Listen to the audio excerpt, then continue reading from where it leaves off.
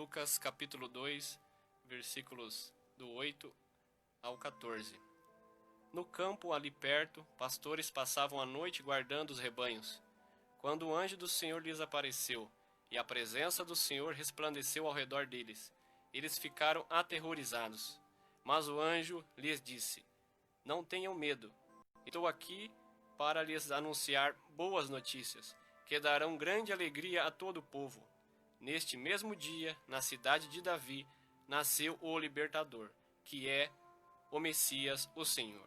Vocês o reconhecerão desta forma: encontrarão um bebê envolto em panos e deitado em um coxo. De repente, com o anjo, surgiu uma grande multidão do exército celestial, louvando a Deus.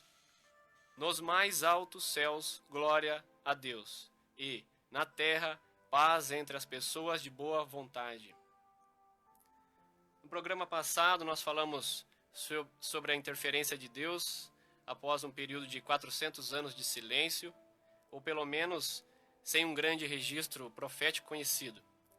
Israel está sofrendo uma crise de identidade, Israel está cativo em sua própria terra, e o Império Romano era o império da vez.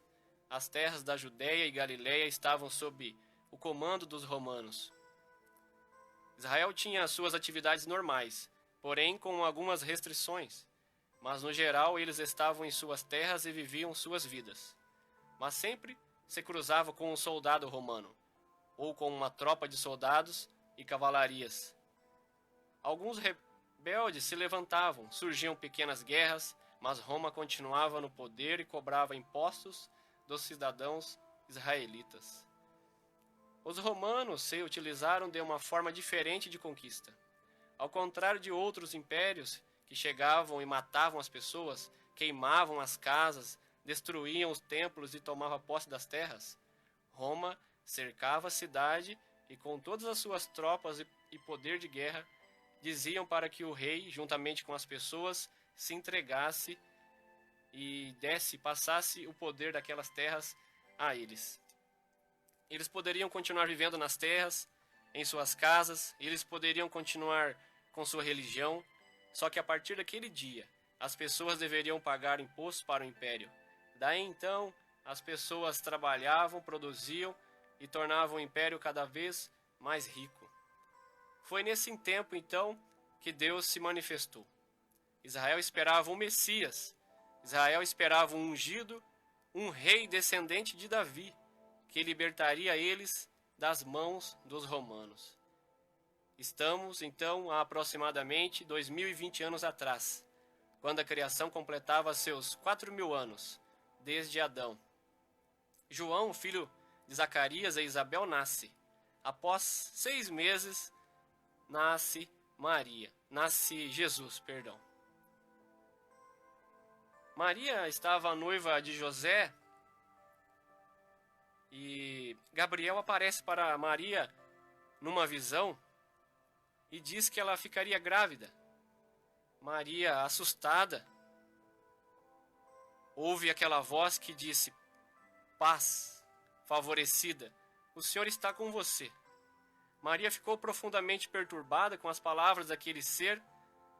O anjo lhe disse: Não tenha medo, Maria, você foi escolhida por Deus.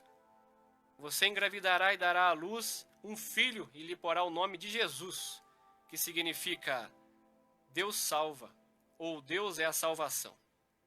Ele será grande e será chamado de Filho do Altíssimo. Deus lhe dará o trono de Davi, ele reinará para sempre sobre os descendentes de Jacó. Seu reino não terá fim. Maria pensa: como isso pode acontecer? Pois eu sou virgem. Gabriel responde: o Espírito Santo virá sobre você e o poder do Altíssimo a cobrirá. Ou seja, Maria conceberia pelo poder do Espírito, de uma forma milagrosa. Seria colocada uma semente no seu ventre e a partir dali, essa semente se tornaria ali um feto, cresceria e seria uma criança, um homem humano perfeitamente saudável, através do poder de Deus, através das mãos de Deus. Aí você pode me perguntar, nossa, mas como isso, Deus colocar uma semente ou fazer Maria ficar grávida sem a relação, sem ter ali o seu esposo presente? É bem simples. Deus tem todo o poder, ele criou Maria, trouxe Maria à existência, ou trouxe Adão à existência do nada, pelo poder da sua palavra. Ele não teria poder simplesmente para colocar uma semente no ventre desta jovem, para que essa semente viesse a lhe fecundar, se desenvolver e crescer. E com isso, essa criança passou a ser chamada filha ou filho de Deus. Maria se assusta, porém ela acredita. É interessante porque é uma guerra na mente de Maria, no coração de Maria, uma jovem justa, temente a Deus, uma boa moça que estava noiva de José. Naquele tempo eles tinham ali o contrato de casamento, o noivado, existia um período até chegar de fato a festa e a consumação do casamento. E o texto diz que Maria era virgem, ainda não tinha relações com José. E ela ouve aquele anjo dizer que ela ia ficar grávida, e grávida pelo poder do Espírito. Ela fica assustada, com medo, mas ao mesmo tempo ela acredita. Eu penso que se fosse comigo ou com outra pessoa, talvez você pode pensar nesse momento, se fosse com você, uma profecia dessa, uma palavra dessa, como você reagiria? Se você ia jogar tudo para o alto? Maria teve que achar o equilíbrio ali entre os seus pais, e entre José, e entre as demais pessoas daquela sociedade. E foi bem difícil, eu acredito, bem confuso, mas Deus confiou nela. Deus viu nela condições. Talvez outras pessoas, outras mulheres, outras moças não conseguiriam alcançar essa fé, essa coragem, essa estrutura, mas Maria alcançou. E Deus viu nela algo muito lindo e a escolheu. E Maria depois conta essa visão para José. Aí já José fica confuso, porque ainda mais sendo um homem, aí Maria chega e diz, olha, eu estou grávida, eu vou gerar pelo poder do Espírito. O anjo Gabriel veio, falou comigo. Aí José ficou confuso, mas que história é essa? Vai ficar grávida, nós estamos aqui noivos, a gente ainda nem teve relações, ainda não consumou o nosso casamento. Isso é muito difícil para eu suportar, para eu acreditar. Aí José então pensa com ele que era melhor desfazer aquele casamento. Foi uma guerra, eu penso, na mente de José, no coração de José. Só que ele sabia que Maria era uma boa moça, então ele tentou resolver meio secretamente, para Maria não sofrer muitas consequências. Enquanto estava pensando, um anjo lhe apareceu também e disse, José, filho de Davi, ou descendente de Davi, não tenha medo de receber Maria em sua casa como mulher, pois o que foi gerado nela procede do Espírito Santo. Ela dará à luz a um filho, e você lhe chamará de Jesus, porque ele salvará o seu povo dos seus pecados. Tudo isso aconteceu para cumprir o que o Senhor disse pelo profeta. A virgem conceberá e dará à luz um filho, e eles o chamarão Emanuel, que quer dizer Deus entre nós, Deus conosco, ou Deus entre nós. Quando José acordou, fez o que o anjo lhe dissera, ouviu aquela voz e também acreditou também. Casou-se com Maria, porém não teve relações com ela, e o texto é bem claro, até o nascimento do filho. Esse até o nascimento do filho está dizendo que depois que o filho nasceu, eles tiveram relações sexuais normais, viveram uma vida de homem e mulher. Eu costumo dizer que o Evangelho, além de uma boa notícia, ele é a verdade. E Jesus disse para conhecermos a verdade, e através desse conhecimento, a gente se torna liberto. Liberto do quê? De escravidões, de dogmas, de mentiras. Essa libertação desse jugo de falsos ensinos, você que está me acompanhando, me ouvindo, eu acredito que você e o Espírito de Deus pode confirmar isso no teu coração. Dizer que José e Maria não tiveram relações depois e que ela permaneceu virgem é antibíblico. O texto é bem claro. E talvez você escuta tanta coisa lido aí em jornaizinhos, em gibis, em folhetos, tanta coisa na internet. E o texto é tão claro e nos ensina de uma forma tão linda. E o Evangelho, acima de tudo, é uma verdade que liberta. Então, nós já aprendemos com essa pequena frase que Maria não teve relações com José até o nascimento de Jesus. Depois que Jesus nasceu, eles tiveram uma vida normal de homem e mulher. Então, estando Maria já casada com José, grávida, o imperador daquela época, Augusto, publicou uma ordem para que todos fossem cadastrados no império. Era um censo realizado, eles queriam contar todo mundo, fazer toda uma contagem, um registro. E todos tinham que ser registrados na sua terra de nascimento. José, então, como era da tribo de Judá, teve que viajar até Judá, até Belém, porque ele descendia da tribo de Judá, ele era descendente desde a raiz de Davi. Então José viaja com Maria, e Maria grávida, eles fazem uma longa viagem de Nazaré para Belém. E chegando em Belém, chegou o tempo de nascer a criança. Aqui Maria, com certeza, já com seus 9 meses, com aquele barrigão, aquela situação difícil. E por causa dessa convocação, por causa do censo, Belém ficou lotado de pessoas. Muitas pessoas vieram para se cadastrarem naquele censo, para cumprir aquela ordem que era imposta pelo império. E quando José e Maria chegou naquela cidade, não tinha ali hospedagem, estalagem no caso. Se fosse hoje, não tinha ali nenhum hotel para eles. Então Maria já com dores de parto, eu imagino, eles acharam um local ali onde animais repousavam, onde animais passavam a noite para se alimentar, para descansar.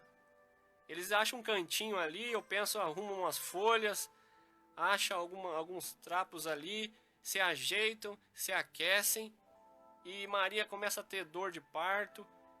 Com certeza eles correm, conseguem uma parteira, uma ajudadora, e naquele momento a criança nasce. E nascendo a criança, nascendo Jesus, não tinha um lugar para colocar aquela criança.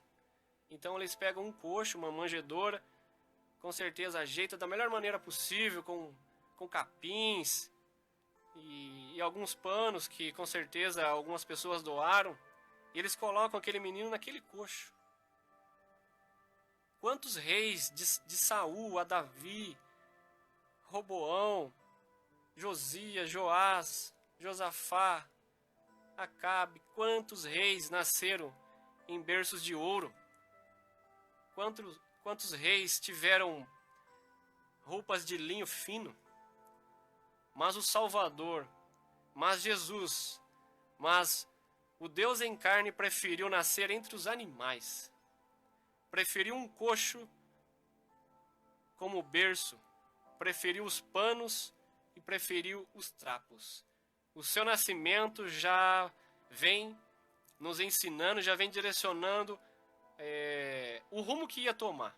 O rumo da humildade, o rumo da simplicidade, não do conforto, não da pompa, não do poder, mas da humildade, submissão e da simplicidade.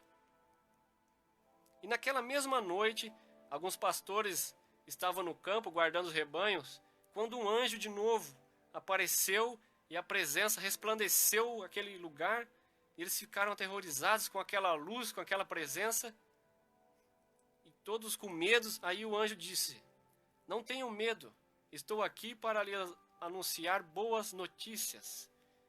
Este foi um grande ano de grandes acontecimentos. O anjo apareceu para Zacarias, apareceu para Maria, para José, e agora aparece para esses pastores. Muita coisa dali para frente ia mudar. E essas notícias que esses anjos anunciaram ali aos pastores, dizia que traria grande alegria para o povo. o anjo diz: hoje em Belém nasceu o libertador, que é o Messias, o Senhor. Vocês o conhecerão desta forma: encontrarão um bebê envolto em panos e deitado em um coxo. De repente, como anjo, surgiu uma grande multidão do exército celestial louvando a Deus. Nos mais altos céus, glória a Deus, e na terra, paz entre as pessoas de boa vontade. Depois aqueles anjos voltaram para o céu. Aí os pastores disseram uns aos outros: vamos a Belém e vejamos o acontecido, mencionado pelo Senhor. Então correram para lá, encontraram Maria, José e o bebê deitado no coxo. Quantos pais e mães planejam o melhor para os seus filhos, sonham com um quarto todo mobiliado, mas nem sempre é assim, nem sempre dá certo. Talvez você que está me ouvindo, me acompanhando, está grávida, está chegando os dias para você ter o seu bebê. É um grande sonho, uma grande vitória, um grande milagre, um grande acontecimento na vida de qualquer mulher, de qualquer pai. E nós somos cheios de sonhos, cheios de desejos. E Deus é poderoso e conhece todas as coisas. Eu digo para você que nada vai faltar. Se você contentar com o pouco, contentar com o necessário, Deus abençoa esse pouco e transforma em muito. Coloca o teu coração, o teu futuro, a tua esperança nele. Entrega o teu caminho a ele e ele tudo fará. Ele tem poder para cuidar de você, cuidar do teu filho, da tua criança, da tua gestação. Deus tem todo o poder. Esse acontecimento era divino, era poderoso. Porém, José e Maria eram humanos, mas estavam felizes, estavam cheios de esperança. Era uma guerra entre aquela profecia, aquele grande acontecimento, era uma guerra no coração de Maria, no coração de José. Maria poderia pensar: nossa, estou longe da minha casa, estou longe de Nazaré, estou longe da minha mãe, estou numa distância dessa, ganhei o menino que tem promessa de ser rei, que tem promessa de ser libertador.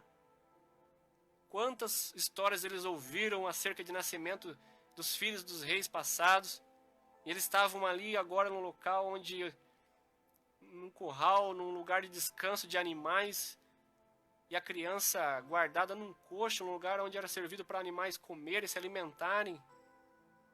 Ao mesmo tempo, a promessa, o acontecimento, as experiências eram tão grandes, e a realidade humana era tão pequena, tão simples, mas eles estavam felizes, porque eles sabiam que era a mão de Deus.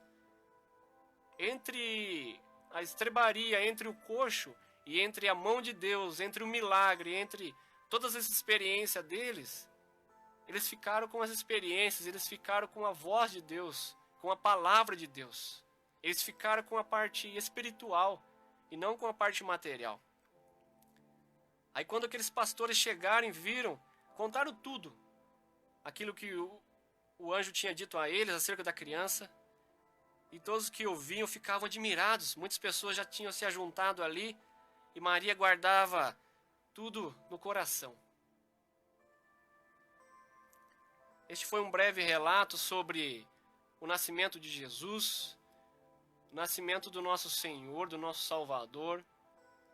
Ele inicia seu ministério nascendo de maneira simples, em Belém, conforme a profecia. Ele inicia seu ministério já ensinando muitas coisas. As pessoas esperavam um rei poderoso, montado num cavalo branco, com escudo, com espada, que guerrearia, que livraria aquele povo da escravidão de Roma. Eles aguardavam um libertador, um guerreiro, um grande guerreiro como foi Davi, era a esperança deles.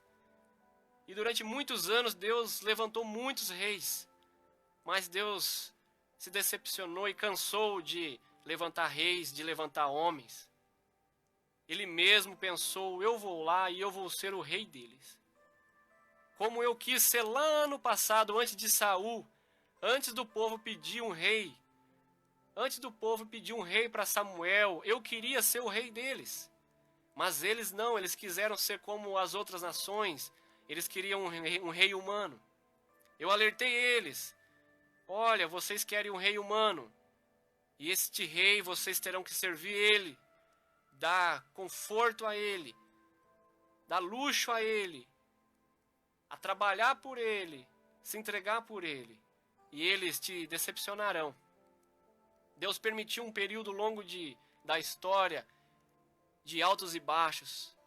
Veio Davi, um grande guerreiro, uniu Israel. Depois seu filho Salomão ainda prosseguiu, ampliou o império e no final da sua vida pecou, caiu, dividiu o reino com Roboão. E depois disso, bons reis e maus reis. Um muito bom, outro muito ruim, horrível. E Deus permitiu que a nação ficasse nas mãos destes homens, até que um dia ele volta a estabelecer o seu plano natural de ser o rei daquelas pessoas, o rei daqueles que querem que ele seja o seu rei. E ele já inicia o seu ministério ensinando muitas coisas, na simplicidade, na humildade. Hoje, quantas pessoas se dizem cristãs, se dizem discípulos de Jesus, se dizem que seguem Jesus, mas de simplicidade não tem nada, de humildade não tem nada. Eles não conhecem o Deus que eles servem, eles não conhecem a palavra, a instrução do Deus que eles servem. Eles vão andando conforme o vácuo, eles vão andando conforme a multidão vai. Se a multidão vai para a direita, eles vão para a direita. Se a multidão vai para a esquerda, eles vão para a esquerda. Se a pessoa fala que é assim, eles acreditam, não conferem, não analisam. E a minha intenção com este programa é a cada dia trazer informação, trazer a história. É uma introdução ainda. Quando Jesus iniciar o seu ministério, coisas poderosas teremos aqui. Temos a tentação do deserto, o batismo, teremos também a pregação de João Batista, o início do ministério de João Batista. E depois, quando Jesus mesmo ali pisar no acelerador, aí sim vai esquentar o negócio. E eu creio que teremos lindas mensagens aqui. Eu peço a Deus que você seja edificado neste momento. Peço a Deus que o Espírito Santo te conforte, te console, te ajude, te levante. Que essa programação possa ter alcançado o seu coração, a tua casa. Que essa programação possa ter te dado paz.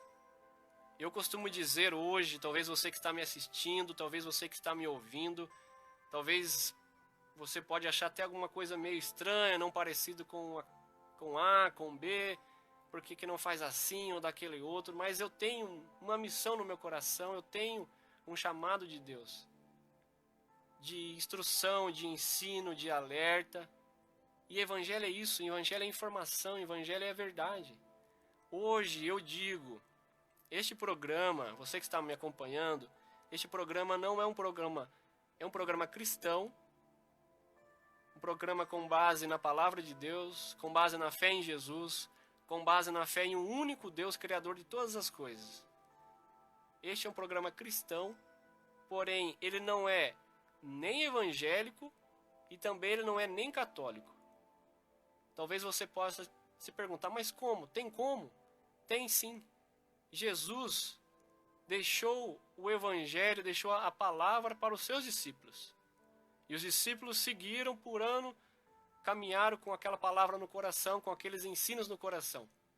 Depois, com o decorrer da história, começaram a segmentar a palavra, a segmentar os discípulos.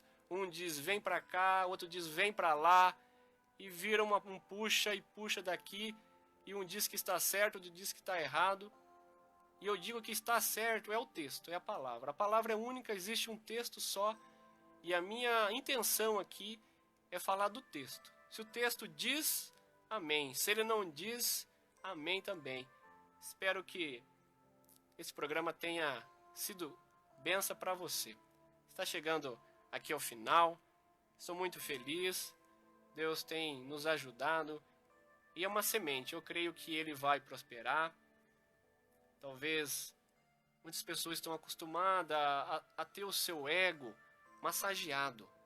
Mas você que está acompanhando essa programação, procure sempre entender, esta música, esta pregação, ela está alimentando o meu espírito ou ela está alimentando o meu ego, o meu eu ou a minha carne?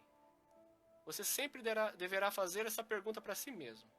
Se você perceber que aquela canção, aquela pregação está alimentando o teu eu, a tua carne, o teu desejo, a tua vontade particular, ela está fora da palavra. Agora, se ela alimentar o teu espírito, profundo a tua alma, se ela for de verdade mesmo, se ela te levantar mesmo, se ela dizer, é isso aí, é por aqui que eu quero ir, aí sim, a palavra alcançou a tua alma e te transformou. A maior libertação é quando você ouve a palavra, é quando você recebe aquilo dentro de você e você diz, é isso, não farei mais. Não precisa 1 hora de oração com as mãos na sua cabeça, com gritarias. Orar é muito bom, sim. Ter ajuda, intercessão dos irmãos é muito bom. Mas quer receber um milagre, quer receber uma libertação? Coloque a palavra no seu coração, confia somente e a partir daquilo, e a partir dali já comece a caminhar, já comece a andar, já crendo antes de acontecer. E o acontecimento, a vitória, a libertação, a cura será uma consequência da sua fé. A vida inteira me escondendo pra não te encontrar. Te transformei num jeito de pensar, em uma lei que eu tinha que guardar. Imitei canções e versos pra impressionar. Meu livro em branco ninguém vai notar. Jesus na capa, nada pra contar. Aqui não está